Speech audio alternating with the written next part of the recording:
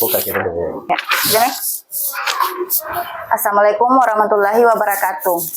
Perkenalkan, saya Ibu Nur Hidayat dari SMA Negeri 9 Sinjai. Saya adalah CGP Angkatan 9 dan kali ini saya akan melakukan wawancara terkait dengan tugas tentang guru penggerak, yaitu mewawancarai kepala sekolah tentang pengambilan keputusan berbasis nilai kebijakan. Kali ini saya bersama dengan kepala sekolah saya sendiri, yaitu Bapak Dr. Andes Juanda MM sebagai kepala sekolah dari sekolah tempat saya mengajar, yaitu SMA Negeri 9 Sinjai. Assalamualaikum Pak. Waalaikumsalam. Bagaimana kabarnya hari ini Pak? Alhamdulillah sehat. Alhamdulillah. Ya maaf Pak, kali ini saya mengganggu waktu Bapak. Jadi hari ini saya akan melakukan wawancara terkait dengan tugas dari guru penggerak, yaitu mewawancarai kepala sekolah tentang pengambilan keputusan berbasis nilai-nilai kebijakan. Jadi bagaimana perasaan Bapak selama menjadi kepala sekolah di SMA Negeri 9 Sinjai? Alhamdulillah bahwa sejak kurang lebih beberapa bulan ya, hampir 5 bulan, kurang lebih 5 bulan. Alhamdulillah baik, alhamdulillah berjalan dengan sesuai dengan harapan ya, dan saya senang di sini. Ya, alhamdulillah Pak. Kami juga senang Bapak berada di sini. Ya. Oke Pak, jadi materi kami di tugas modul 31 ini adalah tentang pembelajaran kasus-kasus yang merupakan apakah dilema etika atau bujukan moral. Ya, ya. Oke, jadi seperti yang kita ketahui, bujukan moral itu bagaimana kita menghadapi kasus-kasus yang benar atau salah ketika kita ingin mengambil keputusan. Sedangkan kalau dilema etika adalah kasus yang kita harus memilih antara dua opsi di mana kedua-duanya ini benar, tetapi bertentangan dengan nilai kebajikan. Ya. Oke, jadi pertanyaan pertama saya Pak, selama ini bagaimana Bapak mengidentifikasi kasus-kasus yang merupakan dilema etika ataupun bujukan moral? Iya, jadi terkait ada dua persoalan, yaitu adalah bujukan moral, salah benar, kalau dilema etika benar-benar, kan seperti itu. Iya Pak. Jadi untuk melihat itu, untuk mengidentifikasi itu, tentu di sekolah itu adalah suatu kesatuan yang tidak bisa dipisahkan, ya. Dan tentu dalam hal untuk mengambil sebuah keputusan dari sebuah persoalan, tentu kita harus melibatkan semua orang. Jadi untuk mengidentifikasi ini ya tentu bagaimana memberikan tanggung jawab kepada warga sekolah, ya, untuk melihatkan itu adakah masalah yang seperti itu. Jadi ada pelibatan warga sekolah. Iya, jadi sini kerjasama ya Pak, ya, antara seluruh warga sekolah. Ada kolaborasi kita di antara mereka. Ya. Oke Pak, terus bagaimana Bapak menjalankan pengambilan keputusan di sekolah kita, terutama untuk kasus-kasus yang tadi itu, yang antara dilema etika ataupun bujukan moral. Ya, jadi untuk menyelesaikan sebuah kasus itu kan tidak mudah. Iya Pak. Ya. Artinya kita tidak semudah membalikkan telapak tangan. Iya betul Pak. Itu. Ya. Oleh karena itu, untuk menyelesaikan sebuah kasus, taruhlah tadi yang disebutkan tadi dilema etika, utamanya dilema etika. Iya Pak. Untuk menyelesaikan persoalan ini, yang pertama yang kita harus lakukan adalah mencari akar persoalannya. Akar masalahnya. Akar masalahnya. Nah, ketika kita sudah mencari akar masalahnya, dengan mudah kita untuk bisa melakukan mengambil sebuah keputusan. Dan harus diingat bahwa memutuskan sesuatu kita tidak bisa berat sebelah. Jadi kepala sekolah tidak boleh condong ke A, condong ke B. Dia harus berada di mana? Kita harus berada pada posisi netral. Sehingga keputusan kita yang kita ambil nanti ini tidak ada yang dirugikan. Iya Pak. Dan semua merasa menang. Sehingga saya selalu mengatakan win-win solution. Jadi kita selalu berada pada posisi tengah, karena kepala sekolah itu dalam hal mengambil sebuah keputusan tentu mempertimbangkan baik buruknya, tentu yang mana lebih moderatnya, mana lebih istilahnya itu. Ya, jadi tentu dipertimbangkan betul-betul yang yang itu tadi netral. Netral. Ya, yang netral. Kita berada dalam posisi netral sehingga tidak ada yang merasa dirugikan. Iya, artinya semua baiklah. Baiklah, iya. Tidak merasa dirugikan lah. Iya, Pak. Oke, terus kira-kira langkah-langkah apa atau prosedur apa yang Bapak lakukan selama ini, terutama dalam menghadapi kasus-kasus untuk mengambil keputusan? Ya, jadi langkah yang kami ambil tadi yang pertama adalah itu tadi melibatkan semua warga sekolah berkolaborasi dengan warga sekolah dan tidak hanya sampai pada warga sekolah yang internal di sekolah, tetapi di eksternal sekolah seperti orang tua murid. Kalau itu peserta didik yang bersoal, maka orang tua dan komite sekolah itu kita harus libatkan.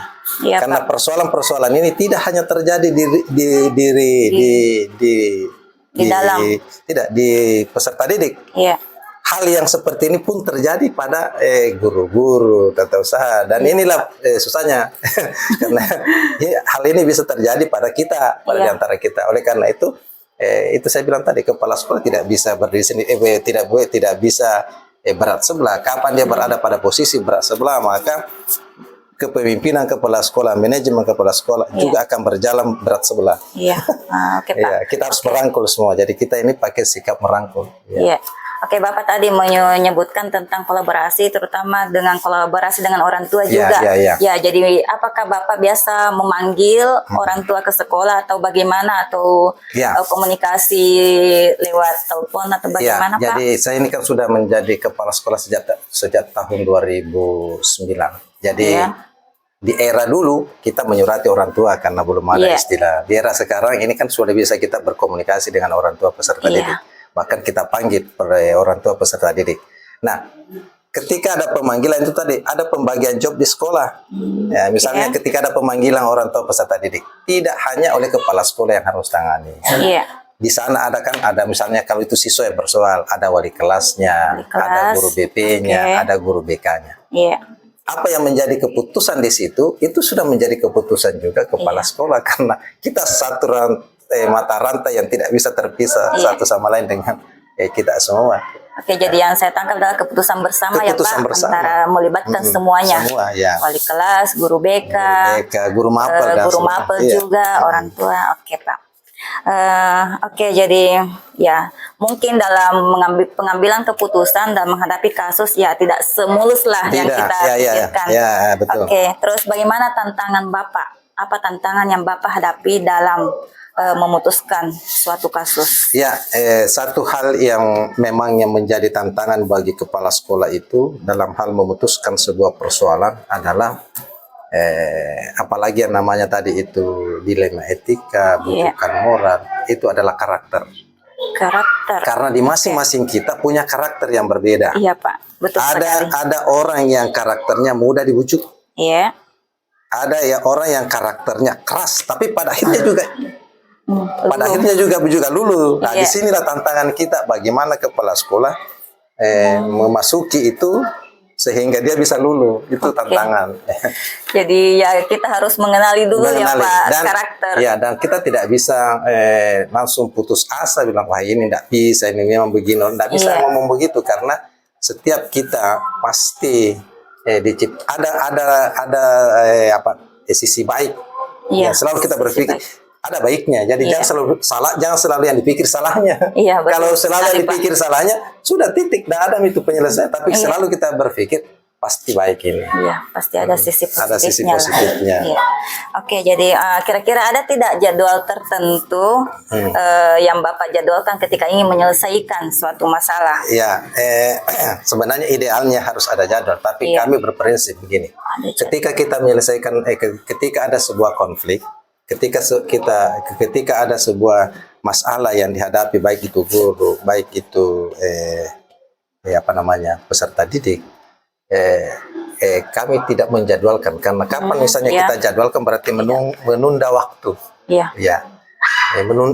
Menunda waktu, sementara persoalan ini harus diselesaikan secara secepatnya, harus diselesaikan secara apa namanya secepatnya agar tidak berlarut-larut. Tidak berlarut-larut. Jadi kami jadwalnya itu adalah relatif saja, sesuai dengan kondisi dan keadaan yang terjadi Sesuai di dengan sekolah. kondisi ya Pak. Iya.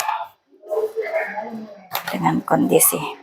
Oke, kira-kira ada tidak yang seseorang atau guru kah yang membantu Bapak atau faktor-faktor apa yang membantu Bapak dalam penyelesaian suatu masalah? Ya. Dari awal saya mengatakan bahwa kita ini adalah kolaborasi. Kolaborasi. Dalam hal penyelesaian persoalan tentu kita harus terlibat semua. Ya tentu kalau misalnya begini, kalau yang misalnya itu kejadian persoalan itu ada pada peserta didik, tentu kan kita manfaatkan adalah ada wali kelasnya, ada DP-nya, ada DK-nya. Jadi artinya kita melihat persoalan itu, kemudian persoalan itu kita kita bawa kemana, apakah itu harus langsung ditangani oleh kepala sekolah. Tetapi kalau persoalan peserta didik itu sebenarnya kan ada proses yang dulu harus dilalui, mulai dari guru, wali kelas, kemudian guru BP dan BK dan sebagainya. Jadi mereka itulah yang membantu, dan apa yang menjadi keputusan mereka itulah keputusan sekolah. Ya, intinya adalah kolaborasi dulu, kerjasama, kemudian hasilnya adalah keputusan bersama. Ya. Oke, ya betul sekali Pak. Oke, pertanyaan terakhir dari saya Pak, kira-kira apa pembelajaran yang bisa Bapak petik dari pengalaman Bapak dalam mengambil keputusan? Ya, jadi selama ini yang kami lakukan bahwa dalam hal mengambil sebuah keputusan, karena tidak ada satu unit organisasi sekolah yang tidak punya persoalan. Iya, pasti. Pasti ada masalah. Pasti. Jadi ada rasa pertama bahwa kami itu ada rasa senang, ada rasa gembira, ada rasa puas ketika ada satu persoalan dan terselesaikan, dan semua merasa dirinya menang, tidak ada yang dirugikan. Itu satu. Itu yang merasa. Kemudian yang kedua adalah bahwa yang kami tarik bahwa untuk menjadi kepala sekolah, karena nanti ini Ibu calon kepala sekolah, tentu akan menghadapi seperti ini. Iya, Pak. Nah, pengalaman-pengalaman yang kami sampaikan tadi itu kan bisa menjadi sebuah referensi, ke depan bagaimana bisa menjadi mengambil sebuah keputusan ketika kita menghadapi persoalan yang seperti ini. Dan ada banyak hal masalah yang tentu kami sudah dapatkan. Mau sejak tahun 2009 sampai tahun 2024. Wow, lama juga ya Pak. Lama sekali ya. Tentu saya banyak makan garamnya terkait dengan yang namanya kepala sekolah, dan hal-hal yang semua persoalan dan masalah yang ada yang terjadi, insya Allah kita bisa selesaikan secara bersama. Bahkan saya ingin bercerita, ketika saya di SMA 1, saya menganggap langkah yang saya ambil itu sudah benar. Iya Pak. Tetapi oleh orang lain itu salah. Oh iya. Nah, alasannya apa? Ada siswa dari SMA, salah satu SMA yang pindah ke SMA 1, dan saya terima sesuai dengan rekomendasi surat pindah yang dikeluarkan oleh sekolah asal. Iya. Tetapi ternyata di belakang bahwa siswa ini adalah tinggal kelas.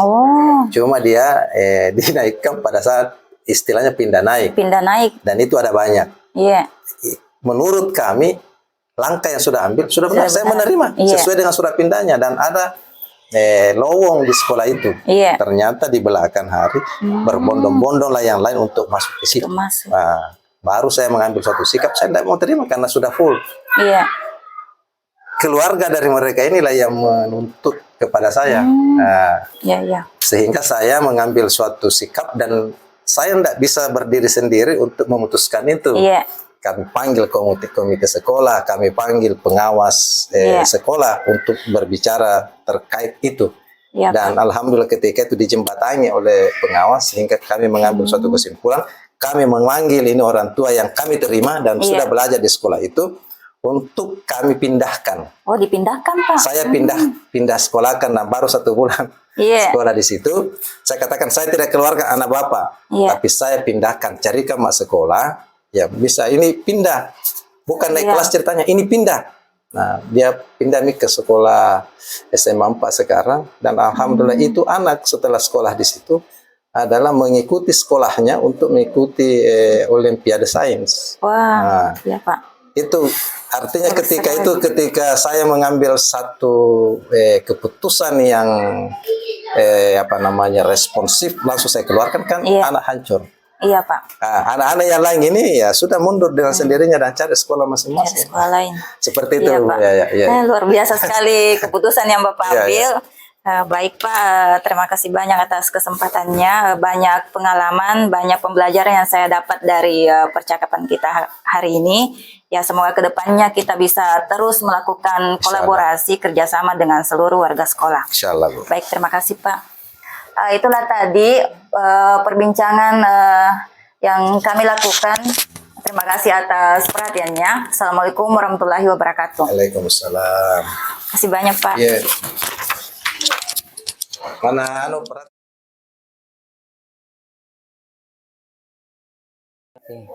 Assalamualaikum warahmatullahi wabarakatuh.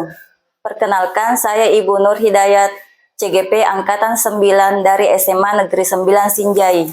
Kali ini saya akan melakukan wawancara terkait dengan tugas yang ada di modul 3.1 tentang pengambilan keputusan berbasis nilai-nilai kebajikan sebagai seorang pemimpin. Nah, kali ini saya bersama dengan Bapak Pak Asdar selaku Kepala Sekolah dari SMP Negeri 20 Sinjai. Oke, jadi kali ini saya akan melakukan wawancara terkait dengan tugas modul 31. Assalamualaikum Pak. Assalamualaikum warahmatullahi wabarakatuh. Bagaimana kabarnya hari ini Pak? Alhamdulillah sehat walafiat. Alhamdulillah. Mohon maaf Pak mengganggu waktunya.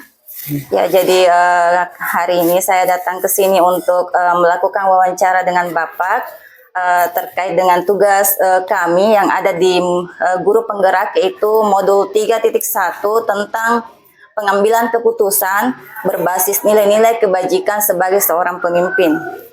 Oke, Pak, seperti yang kita ketahui, kita sebagai kepala sekolah sering mendapatkan kasus-kasus yang ada di sekolah, apakah itu bujukan moral ataupun dilematika.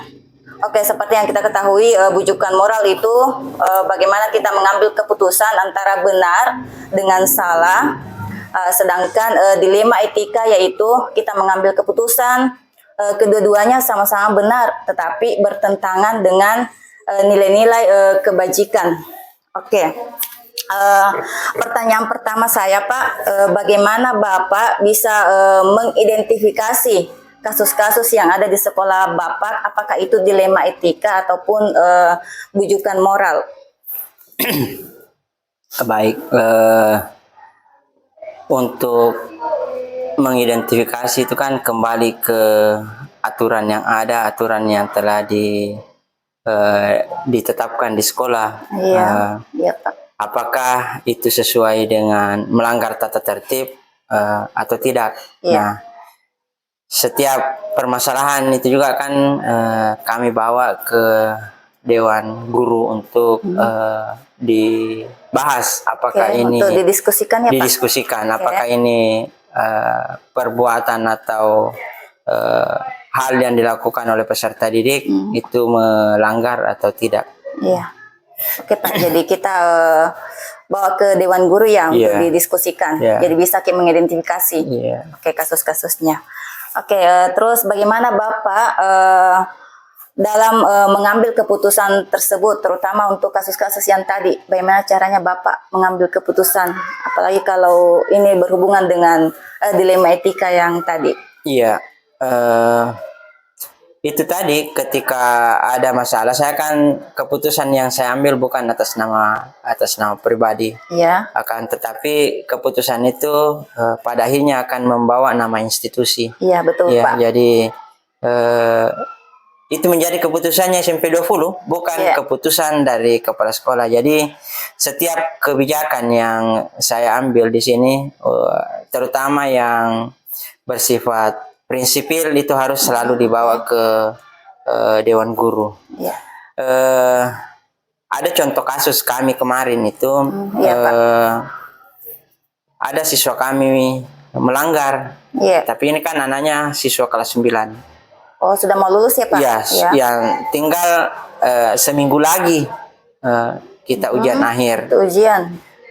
Akan tetapi setelah melakukan pelanggaran yang berulang-ulang, ya menurut kami ini sudah harus masuk ke dibahas di tingkat forum tertingginya sekolah, yakni di rapat Dewan Guru. Berdasarkan laporan guru BK bahwa anak ini memang sudah berulang-ulang melakukan kesalahan yang sama dan tidak ada perubahan, maka saya bawa ke forum. Nah, hasil itu hari siswanya mau tidak mau harus dikeluarkan. Harus saya keluarkan, saya keluarkan karena disitulah dilematikanya ya, karena bermain antara aturan dan perasaan, antara peraturan dan perasaan, sehingga pada saat itu saya dapat intervensi dari dari pihak dinas, karena itu anak melapor sampai ke dinas. Akan tetapi tetap saya berusaha untuk mencarikan solusi sebenarnya. Saya katakan ke mereka, coba cari sekolah lain. Ya, cari sekolah untuk mudah-mudahan sekolah itu bisa menerima. Bisa menerima, ya Pak. Ya, jadi intinya adalah ini adalah keputusan bersama ya Pak. Apapun. Apapun jadi keputusan yang kami ambil itu bukan keputusan personal. Personal. Jadi harus memang keputusan institusi, sehingga ketika ada permasalahan di luar, semua teman-teman yang ada di SMP 20 itu bertanggung jawab terhadap keputusan yang kami ambil. Oke Pak. Pertanyaan selanjutnya, kira-kira biasanya langkah-langkah apa yang Bapak tempuh untuk melakukan pengambilan keputusan tersebut, atau adakah prosedurnya atau bagaimana Pak? Kalau terkait persoalan siswa, itu tetap kami harus komunikasi dulu dengan orang tua siswa. Saya harus komunikasi dengan orang tuanya, melakukan panggilan sesuai dengan prosedur. Kemudian kami melakukan dialog di sini. Setelah, kalau memang sangat urgen itu sampai tadi seperti yang tadi yang saya katakan bahwa siswanya harus dikasih keluar, saya harus sampaikan ke ketua komite. Maka ketua komite juga harus terlibat di situ sebagai representase perwakilan dari orang tua siswa. Jadi kebijakan-kebijakan yang prinsipil yang saya mau ambil itu saya harus libatkan ketua komite sebagai representase perwakilan dari orang tua siswa. Intinya melibatkan semua warga sekolah ya Pak. Oke Pak, jadi kita tahulah untuk memutuskan suatu kasus ini tidak semudah membalikkan telapak tangan. Pasti ada tantangannya. Nah, kira-kira apa tantangan yang biasa Bapak hadapi? Tantangan yang kami hadapi ini kan dalam pengambilan keputusan kami ini kan itu kan melibatkan guru, siswa, kepala sekolah, dan peserta didik itu sendiri. Nah, kadang dari kami sendiri itu berseteru. Pak. Sesama teman-teman guru itu berseteru karena itu tadi lagi-lagi ada yang berkeras dengan perasaan. Dia katakan bahwa bagaimana Nurani kita ini, tinggal beberapa hari, tinggal beberapa bulan. Siswa sekolah di sini, kasih dia misalnya di sini. Tapi kalau memang itu pelanggarannya menurut teman-teman dari hasil rapat sudah di ambang batas, siapa boleh buat? Nah, di situ itunya. Dan kadang juga kami orang tua siswa itu pernah datang ke sini, apalagi namanya mengkonfirmasi itu. Bahkan pernah datang minta bantuan ke LSM. Akan tetapi saya tidak pernah ragu. Siapapun yang datang ke kami, makanya setiap dalam mau mengambil keputusan bagi saya harus dokumennya harus lengkap. Bukti-bukti pendukung terhadap keputusan yang kita ambil harus itu lengkap, karena jangan sampai nanti kita hanya asal ngomong. Jadi Pak, harus kuat bukti pendukungnya. Betul sekali Pak. Nah, kira-kira ada tidak jadwal tertentu yang Bapak lakukan, atau apakah langsung menyelesaikannya pada saat itu ketika Bapak ketika sekolah mendapatkan kasus dilematika? Tidak, kami harus atur jadwal. Harus jadwal dulu. Karena keputusannya tidak instan. Tidak instan. harus dilihat dulu situasi dan kondisinya, kesiapan Pak Komite misalnya siap tidak hadir pada saat itu. Kalau tidak ya kita harus buatkan perbaiki schedule-nya. Bahwa kita rapat membahas ini terkait persoalan yang kita akan selesaikan bersama. Karena lagi-lagi saya ulang bahwa keputusan yang diambil secara terburu-buru itu juga kan biasa hasilnya kurang bagus. Kurang bagus ya. Jadi semua butuh proses ya Pak untuk pengambilan keputusan. Nah, oke, selanjutnya kira-kira ada seseorang atau faktor-faktor yang mempermudah atau membantu Bapak dalam mengambil keputusan itu? Kalau untuk ke internal ini siswa, saya sangat terbantu dengan keterlibatan ketua komite, ketua komite sekolah, ketua komite ya Pak, yang terus memberikan dukungan support ke kami terhadap pengembangan sekolah. Karena prinsipnya kami kan siapa lagi yang akan membangun sekolah ini kalau bukan kita, dan di sinilah sumber mata pencaharian kita, sumber kehidupan kita. Jadi itu yang memberikan bantuan dari komite sebagai representasi perwakilan orang tua siswa. Oke Pak Delas, pertanyaan terakhir. Nah, kira-kira apa pembelajaran yang bisa Bapak petik ketika Bapak mengambil sebuah keputusan? Ya, pelajaran atau hikmah yang saya bisa ambil dari situ memang bahwa setiap keputusan yang kita ambil itu ada plus minusnya. Ya pasti ada nilai lebihnya, di sisi lain juga ada nilai kekurangannya. Apalagi kalau selalu dibawa ke perasaan. Ya itu. Ini memang yang jadi masalah. Akan tetapi ketika aturan yang kami telah sepakati itu yang kami jalankan, sebenarnya tidak ada masalah. Karena atas kejadian yang saya maksud tadi, yang beberapa hari menjelang ujian akhir, siswanya apa boleh buat harus dieksekusi, dicarikan sekolah lain, atau dengan kata lain dikembalikan ke orang tuanya. Tahun ajaran berikutnya siswa saya membludak, bertambah. Karena anggapan orang tua, dia mungkin bandingkan dengan sekolah lain. Ya, bagaimana penegakan aturan di sekolah itu, bahwa memang di sana tidak main-main. Ya, kalau AA, BB, betul Pak. Saya bilang ke teman-teman, kita ini punya harga diri. Ya, pertahankan harga diri. Kalau kita sudah sampaikan ke orang tua, ya seperti itu, ada ya laksanakan. Dan yang penting seluruh dokumen pendukung harus lengkap ya Pak? Harus lengkap. Harus lengkap. Tidak boleh tidak, karena nanti ada serangan dari luar. Apa yang harus kita perlihatkan? Apa yang harus kita perlihatkan? Oke, luar biasa sekali Pak percakapan kita hari ini. Saya banyak belajar dari pengalaman Bapak. Oke, jadi intinya di sini adalah saya bisa menarik kesimpulan sekolah ini betul-betul menerapkan disiplin yang sangat bagus dan kolaborasi kerjasama dari seluruh warga sekolah.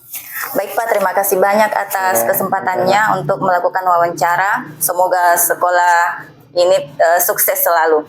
Amin, amin. Oke, itulah tadi wawancara bersama dengan Kepala Sekolah SMP 20 Sinjai. Terima kasih atas perhatiannya. Wassalamualaikum warahmatullahi wabarakatuh.